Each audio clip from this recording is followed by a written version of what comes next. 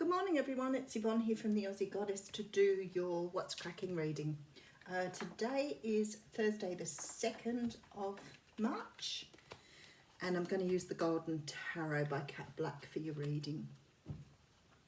I hope you're all doing well and using your alone time very effectively. It's time to get into nice healthy eating patterns, get a bit of exercise happening, broaden your horizons while you have the time. Because we go through life thinking, wow, if I had the time, I would do that course. Or if I had the time, I would develop an exercise program, and we never do it. So you have the opportunity now, which is really awesome. So I've started doing yoga because my body is a little bit inflexible. I've started right at the beginning again. So I can give myself a chance to get used to it. I also, I love meditation, and I've really picked my meditation game up as well. And I've picked a couple of courses to do in between working, because I'm still working, of course, too.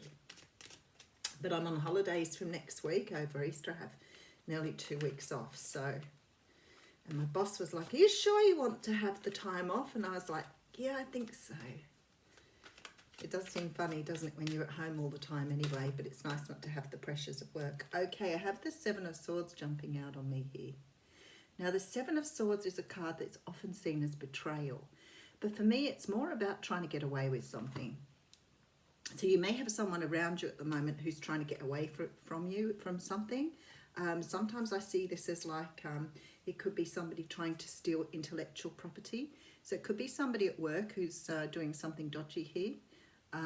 But certainly someone trying to get away without opening up, saying something, which is a bit icky. It could be someone close to you as well, who's not disclosing things to you, not explaining things to you, not opening up to you. But we'll see what else comes out. Because often those cards jump and then they come out anyway, so.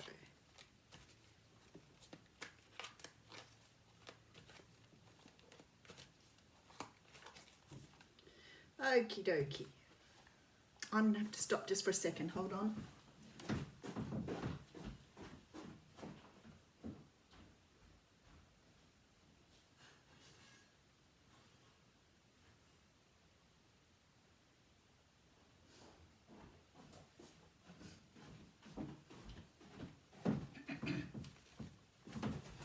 This thing happens where I, first thing in the morning, where I get a little bit nasally. So, sorry. Oh, I shouldn't have to say sorry. I have a runny nose. I need to blow my nose, otherwise I'll drip on the cards. Okay, so we have the Four of Cups coming straight out. Now, the Four of Cups is a card of boredom, of apathy, ennui. This is a card of not really being interested in something. Sometimes it can talk about an offer being made that you are not interested in, and the offer's a cup, so it can often relate to love, but it's definitely about you feeling not wanting to be in the right place at the moment. We do have the Emperor behind that, so you may be getting an offer from someone who's quite important to you. The Emperor can represent a father figure. It can actually represent somebody that you have a lot of respect for, but certainly someone who's earned their right to be in the position they're in. So they're very often in some sort of position of leadership. They could be very learned, knowledgeable, experienced, and there's an offer coming in that you're not taking from them. Or maybe you're not taking it. Maybe you're the one that's not really seeing what you want to see. Maybe you're not looking into the cup. Maybe you're not trusting. Maybe with the Seven of Swords hopping out, but we'll see. Okay, so we have the Page of Swords here. Someone's waited for the right time to make this offer. Definitely with the Two of Coins, because they've been tossing up here whether or not to make it. And with the Ace of Swords, you've got someone coming forward that you haven't been talking to. Someone perhaps that you've had some sort of break in communications with here. For some of you could be a father figure, brother, some sort of relationship here where someone's trying to make amends. So you've got someone either making an apology or trying to explain something here. But with that Seven of Swords, I think that Five of Swords might mean you've had some sort of tiff with them as well. But the Seven of Swords coming out like that would say to me that you've had no communication with this person for a while. There could have been some sort of maybe argument or tiff or words that were spoken that were harsh, and it looks as though you've both moved in a different direction. This has been a very big decision on behalf of this person to step forward here and make an apology. But I'm not really sure. You may be accepting what they've got to offer, but I don't think you're taking it seriously here. It's like you are, it's like you have this attitude of, well, is that it? You know, I mean, are you going to really improve by this? Are things going to change here? Look at her stance. Is this it? Is this the best thing you can do? So, and that's why sometimes we pick out certain decks for certain readings because of the pictures. So it definitely looks like whatever this offer is, you're not really either sure of where it's coming from and whether it's coming from a good place, or whether you actually want the offer at all. So it might be a matter of, that's why you got your arms shrugged. Maybe it's a matter of, I'll accept your offer, but that doesn't mean anything. Okay, so we have the Nine of Cups coming straight out. Now this is the wish card. So for some of you, this is something you wanted. This is something you wanted to see. But perhaps what you wished for isn't exactly what you've got here. Because sometimes we can wish for something, but what actually manifests for us is what the universe thinks is right for us, or what we need to know, or what we need to hear. So sometimes wishes don't sort of manifest in a way that's exactly what we want. Because I feel like here, what you wished for is here, and the Ace of Coins is here, and there's stability here.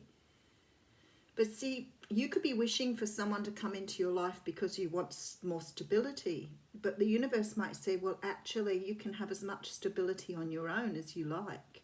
So we'll grant you your wish of stability, but maybe it's not with the particular person that you've been thinking about. Maybe this is about being on your own and making your life really successful. Maybe we'll bring you someone different in later, but maybe that's not the right thing for you, because you're definitely starting a new path here with this Ace of Coins. I feel like you've been through some sort of sadness, perhaps in regards to this person. There feels like there's a lot of regret here. But you know, sometimes when we're moved away from someone for whatever reason, you know, bringing something back with them after you've done a lot of personal growth may not feel quite the same. And it could have been here that you've already done this building of your own life here, and you're not really interested in what this person is offering. Maybe they hurt you so badly that you haven't been able to sort of get past that. Maybe that's what you sort of springboarded on, is the hurt and pain. Because sometimes we do that, you know, we get hurt by something and we use that as our, you know, medicine or the way to move forward, by concentrating on the pain rather than the happiness. Okay, so then we have the Six of Wands. So there's some sort of victory here, but the victory may be because this person said their piece. It may be because they've presented themselves. It may not necessarily be because you've chosen to move forward with this person, because that Fourth Cup still doesn't look quite right to me. Now I have the Queen of Cups coming in here. So some of you could be dealing with a water sign, and it seems to come up a lot lately. And I feel like it can't always be water signs. I think some of you are dealing with someone here who's coming in very, very emotional. I feel that this person has really understood the pain they caused, but trying to get past the, I guess, the embarrassment, the shame, the guilt of whatever they were carrying has been difficult for them, and it's affected them greatly in an emotional sense. Okay, so we have the Strength card coming in here.